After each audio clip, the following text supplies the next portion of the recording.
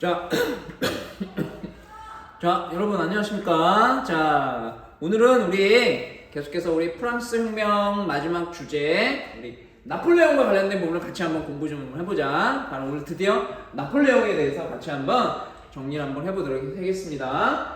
자, 우리 지난 시간까지 얘들아 한번 정리를 한번 먼저 한 거를 정리를 하고 나폴레옹의 등장 한번 좀 살펴보도록 할게. 우리 이렇게 했었어. 국민의회, 그 다음에 입법의회, 그 다음에 국민공회, 그 다음에 총재정부, 이렇게 했었고 각 단계별로 어떠한 특징이 있었는지를 같이 한번 살펴봤었고, 이 총재정부를 무너뜨리고 쿠데타를 통해 가지고 권력을 장악하는 그 유명한 사람이 등장하게 되는데, 그 사람이 바로 오늘 살펴볼 바로 나폴레옹이다. 이제 그래서 오늘의 주제 나폴레옹과 관련된 걸 같이 한번 살펴볼게. 그래서 이 네모에 들어갈 사람 이름 나폴레옹을 적고 시작해 보도록 하겠습니다. 나폴레옹, 총재 정부를 무너뜨리고 권력을 장악한 나폴레옹이, 자 여기서 우리 첫 번째 새로운 정부를 수립한다. 그 새로운 정부의 이름은 뭐냐면 통령정부라고 불러. 통령정부, 대통령 할 때 통령정부를 수립한다. 이게 1799년도, 뭐 연도는 외울 필요는 없지만 그래도 알고 가는 걸로. 자, 통령정부를 수립하고 그 다음에 헌법을 새롭게 수정해서 헌법을 통해 가지고 뭐 하냐면 나폴레옹이 그 통령 중에서 제1통령에 취임하게 돼요. 제 첫 번째 통령이라고 합니다. 그래서 통령은 총 3명이 있었어. 그래서 1통령, 2통령, 3통령 이렇게 3명의 통령이 있었는데 연도 좋고 1802년도에 가면 나폴레옹이 헌법을 고쳐서 제1통령에 취임하게 된다. 그래서 1통령, 2통령, 3통령 이렇게 3명이 있었는데 나폴레옹은 제1통령이고, 이게 무슨 의미를 가지고 있냐면 제1통령이 나머지 2통령과 3통령을 지명할 수 있었어. 그러니까 시킬 수 있었어. 그러니까 모든 권력은 누가 장악하고 있는 거야? 결론적으로 나폴레옹이 가지고 있는 거야. 그래서 별표하고, 요건 또 어떤 의미를 가지고 있었냐면 제1통령이 된 나폴레옹은 요게 가능했어. 그게 뭐냐면 바로 종신집권이야. 종신집권. 무슨 말일까? 해석해볼까? 신, 몸신, 종, 끝날 종자. 몸이 끝날 때까지 집권한다? 어떻게 해석하면 될까? 죽을 때까지 해먹는 거야. 이해되죠? 자, 그러니까 제1통령에 취임한 나폴레옹은 1802년부터 종신집권이 가능했다. 죽을 때까지 해먹을 수 있는 그런 상황을 만들어냈다. 모든 권력은 누가 장악한다? 나폴레옹이 장악하고 있는 거야. 자, 그러고 나서 두 번째, 이런 나폴레옹이, 두 번째 주제, 나폴레옹이 여러 가지 개혁을 추진해 나간다. 자, 종신집권은 아무나 해, 제1통령은 아무나 해, 뭔가 해야겠지. 자, 오늘의 첫 번째 별표 3개. 나폴레옹이 추진한 여러 가지 개혁적인 내용을 같이 한번 좀 살펴보도록 할게. 첫 번째 내용은 바로 국민 교육 제도를 마련한다. 국민을 교육시켜야 된다. 말 그대로야. 교육제도. 그 전까지는 돈이 있고 귀족의 가문들, 소위 이런 사람들만 교육을 받을 수 있었다면, 그게 아니라 말 그대로 넓게, 그 다음에 많은 사람들이, 그 다음에 돈이 없어도 국민교육이라는 이름으로 많은 사람들을 가르쳐야 되겠다. 이런 식으로 국민교육제도. 그래서 이걸 통해 가지고 많은 사람들의 적극적인 찬성, 지지, 그리고 자기 권력도 올라갈 수 있었겠죠. 그렇죠? 사람들이 좋아했겠지. 교육받는 거니까. 다음 두 번째 또 뭐가 있었냐면 모든 권력은 나폴레옹 중심으로. 그래서 중앙집권, 그리고 나폴레옹이 다스리고자 하는 행정제도의 말. 그러니까 모든 권력이 중앙에 있는 나폴레옹을 중심으로 해서 이루어진다. 모든 국가 시스템은 나폴레옹 중심으로 마련하고, 다음 세 번째, 자, 별표 안에 별표, 아주 유명한 자기 이름을 따가지고 만든 무슨 법전? 나폴레옹 법전을 만들어서 편찬했다. 나폴레옹 법전. 이것도 연도는 알 필요는 없지만 1804년도에 가면 나폴레옹 법전을 편찬한다. 자기 이름을 따가지고 만든 법전? 우리 역사 시간에 어떤 것이 있었더라? 그래! 그렇지!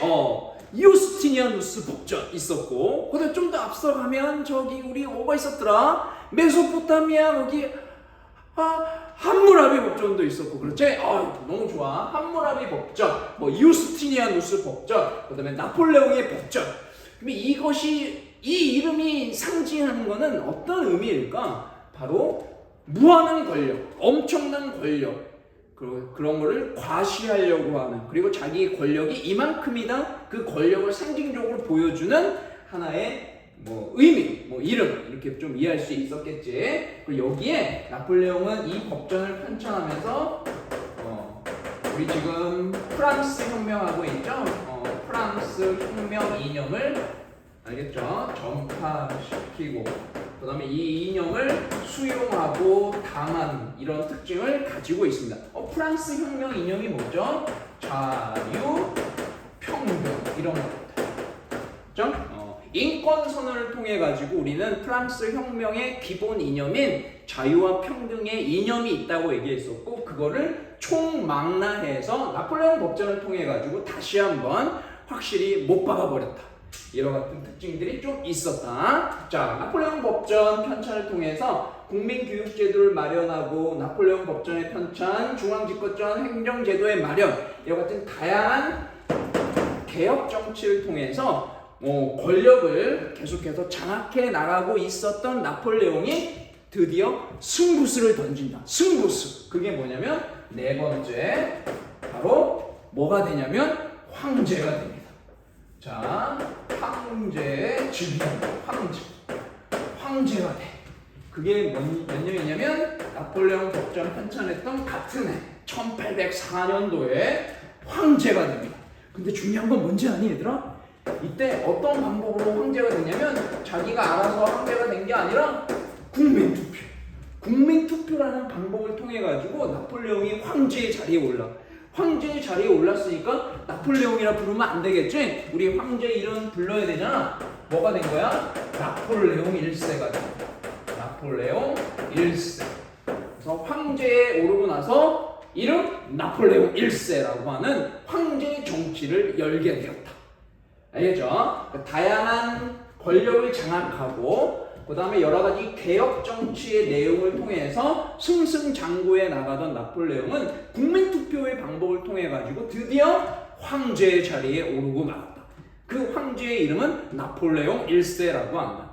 그래서 얘들아, 나폴레옹의 이름은 루이 보나파르트 나폴레옹, 알겠죠? 그럼 나폴레옹 보나파르트 이런 식으로 되어 있거든. 그래서 조금 이름이 좀 복잡하지. 나폴레옹 보나파르트 이런 식으로 되고, 황제 이름 나폴레옹 1세. 그리고 더 웃긴 건 뭐냐면 나폴레옹 1세에 조카가 있어. 그 조카도 나중에 황제가 되거든. 걔는 나폴레옹 3세라고 불러.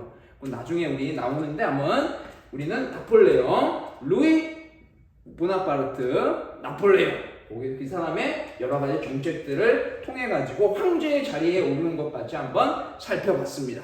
알겠죠? 자, 그런데 한번 잘 생각해 보자. 나폴레옹이 쿠데타를 통해서 집권하고, 나폴레옹이 여러 가지 개혁을 통해서 황제의 자리까지 올랐어.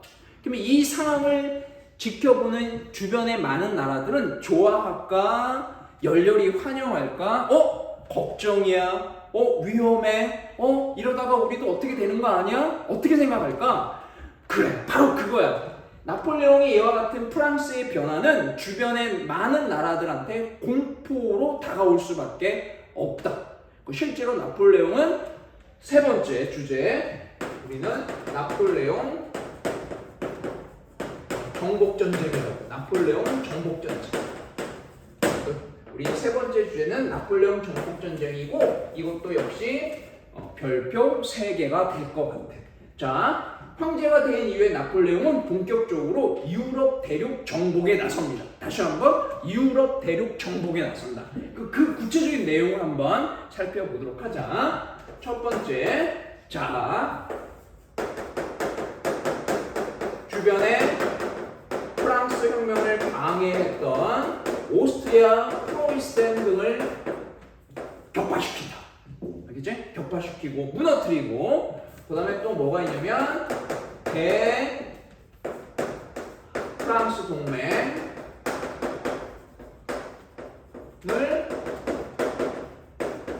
격파시켜. 프랑스를 vs 무슨 말이지? 상대하기 위해서 동맹이 추진되었어. 그러니까 유럽의 많은 나라들이 유럽의 대륙의 나라들이 프랑스의 나폴레옹에 맞서기 위해서 그들이 동맹을 맺어가지고 나폴레옹과의 전쟁을 하는 거야. 그러니까 나폴레옹을 상대로 많은 나라들이 동맹을 맺어가지고 싸우는 거. 알겠죠? 그런 식으로 있었는데 그걸 다 나폴레옹이 격파시켜 나왔다. 그렇게 좀 이해하면 될 것 같습니다. 다음 세 번째 또 뭐가 있냐면 그 당시에 유명한 제국의 이름의 나라가 있었는데 신성 로마 제국이라고 해. 뭐 오늘날의 얘들아 독일을 포함한 그 주변에 있는 나라들 이 독일을 중심으로 하는 신성 로마 제국을 해체시켜. 이와 같은 특징들이 있었어. 그 당시에 아주 큰 영토를 차지하면서 나폴레옹의 어떤 가장 위협적인 나라였던 신성 로마 제국을 해체시켜버리고 그 다음에 여러가지 다 격파 해체 나폴레옹의 정복전쟁 과정 속에서 나폴레옹은 승승장구해 나가고 있었어. 그런데 유일하게 이 나라를 정복하지 못했어. 바로 섬나라 영국. 그렇죠? 영국은 정복하지 못하고 도리어 영국의 정복전쟁 과정에서 싸웠던 영국 해군에게 나폴레옹이 패배하게 됩니다. 나폴레옹이 져요. 알겠죠? 그래서 큰 타격을 받게 되었고 영국 정복이 쉽게 이루어지지 않자 나폴레옹은 중대 발표를 합니다. 그게 뭐냐면 노란색 별표 안에 별표 뭐냐면 대륙 봉쇄령을 발표한다. 대륙 봉쇄령 5글자. 요거 이해할 수 있을까? 대륙을 봉쇄시키는 명령이다. 황제의 명령을 칙령이라고 그러거든. 그러니까 황제께서 명령을 내리셨으니 대륙을 봉쇄시키는 명령, 칙령을 발표하겠다. 무슨 말일까? 해석해 줄게. 유럽 대륙이 유럽의 대륙에 있는 많은 나라들이 영국과 섬나라인 영국과의 통상을 금지시키는 거야. 또 어렵다. 유럽 대륙의 많은 나라들이 바다 건너 섬나라의 영국과 교류, 통상, 서로 거래하지 말 거를 금지, 차단시킨다, 막겠다, 봉쇄시키겠다. 그래서 이걸 좀 설명하면 유럽 대륙이 이렇게 있다 치자, 영국이 이렇게 있다 치자, 영국이 이렇게 있어. 그렇지? 그렇게 되면 어떻게 되는 거야? 여기를 차단시켜버리겠다. 그런 의미를 가지고 있는 거지. 알겠죠? 이거 나오나? 잠깐 안 나오네. 조금 방향을 바꿔서 이렇게 하면 되겠다. 그렇지? 자, 그래서 유럽의 많은 대륙에 있는 나라들이 영국과의 통상을 차단시켜 버리겠다고 하는 대륙 봉쇄령을 발표시켰다. 알겠죠? 그런데 유럽 대륙 중에서도 저 오른쪽 끝에 있었던 어떤 나라가 러시아가 이 대륙 봉쇄령을 어겨버리고 누구랑 교류한다? 영국과 교류했다. 그래서 나폴레옹이 그것을 알게 되었다. 이 괘씸한 러시아 놈들 어떻게 해야 돼? 그냥 내버려 둘 수 없지. 그래서 나오는 게 뭐냐면 6번째 여기다 적어보도록 하겠습니다. 이것도 보이나? 한번 볼까? 아, 보이네. 자, 지우개 치우고. 자, 그 다음에 나오는 게 뭐냐면 바로 저 러시아 놈들 그냥 내버려 둘 수 없어. 러시아와의 전쟁, 러시아 원정이라고 한다.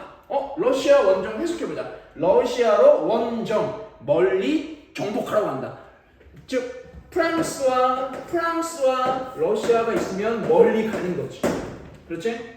그러니까 멀리 정복하러, 러시아를 직접 정복하러 가겠다. 그래서 러시아 원정을 하게 되는데, 성공했을까? 실패했을까? 실패하게 된다. 이 러시아 원정이 실패하게 돼. 그래서 이 러시아 원정의 실패는 오늘의 마지막 주제, 바로 나폴레옹 몰락의 그 첫걸음이 되기 시작한다. 자, 이렇게 승승장구해 가던 나폴레옹이 드디어 몰락하는 상황이 발생하게 되는데, 그것이 바로 러시아 원정. 그래서 이거 한번 쭉 정리해 볼게. 그 러시아 원정이 왜 간 거야? 대륙공세령 때문에. 그치?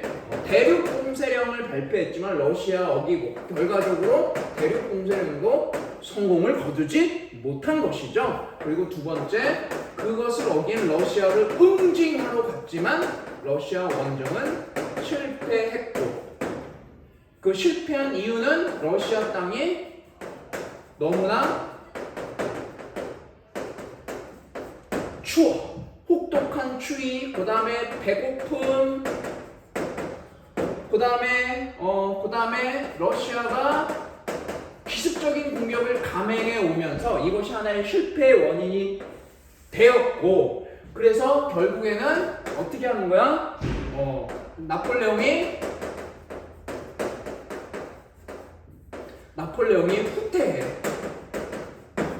후퇴하게 된다. 후퇴하던 나폴레옹을 그냥 내버려둘 수 없잖아. 후퇴하던 나폴레옹에 대해서 대프랑스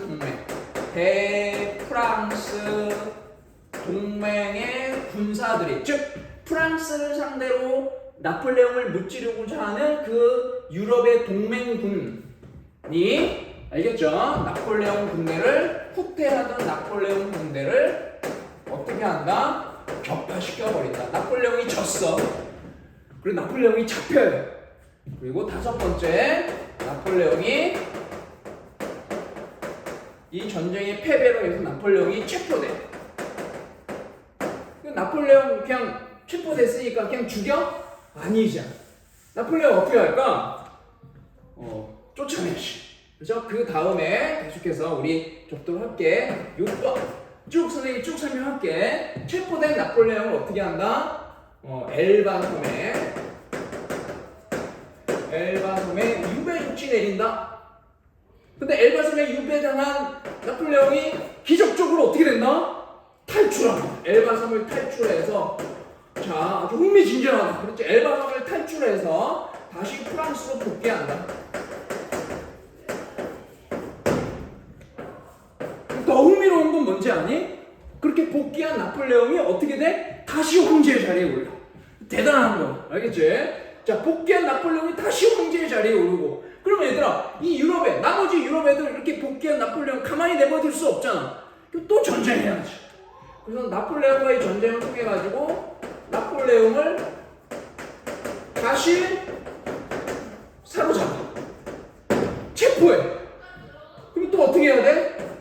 또 유배 보내. 그 유배 보내는 정도가 뭐냐면 세인트 헬레나 섬으로 유배 보내. 세인트 헬레나 섬으로 유배 보내고 여기가 끝이야. 나폴레옹. 그 결국에는 여기서 목숨을 다해서 이 세인트 헬레나 섬의 유배 상황에서 그때 사망에 이르게 된다. 그 나폴레옹이 몰락하게 되었다. 몰락하게 된 결정적 이유는 대륙공세령이 실패하고 그 실패의 원인을 가져다준 러시아 원정의 실패. 그 러시아 원정의 실패는 결정적으로 나폴레옹이 유럽의 군대에 패배당하고 사로잡혀서 유배당하고 이와 같은 상황 속에서 결국에는 나폴레옹이 목숨을 다해서 사망에 이르게 되면서 나폴레옹이 몰락하게 되었다. 알겠죠? 여기까지 우리가 좀 살펴보는 거고, 되게 양이 좀 많긴 하다. 그렇지. 그렇지만 우리는 요걸 좀 알고 가고 여기에 덧붙여서 얘들아 이쪽 왼쪽 한번 조금만 더 찍어보자. 요거 지우고 자 덧붙여서 이 나폴레옹은 비록 몰락했지만 자 어떠한 역사적 의미가 있냐면 나폴레옹이 이와 같은 상황 속에서 여러 가지를 하고 몰락해 갔지만 오늘의 마지막 주제 또 이렇게 네모할게요. 나폴레옹의 영향 다른 말로 이렇게 할까? 나폴레옹은 비록 몰락했지만 나폴레옹이 남긴 유명한 꼭 알아야 되는 유럽 사회에 미친 영향이 있다. 그게 첫 번째 뭐냐면 바로 자유주의 확산.